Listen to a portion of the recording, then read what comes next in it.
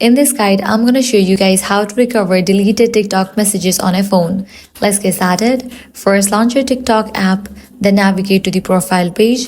Now click on three bars given at the top right. Then head over to the option Settings and Privacy. You'll be directed to this page.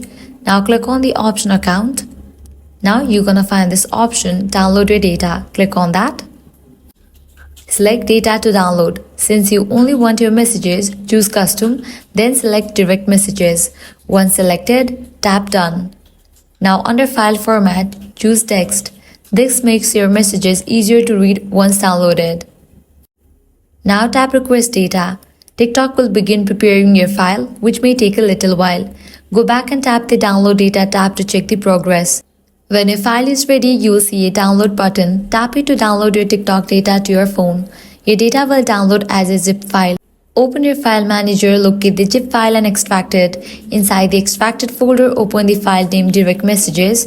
Here you will be able to view all your previous TikTok chats, including the deleted ones. And that's it. If this guide helped you out, do not forget to like, share and subscribe. Thanks for watching.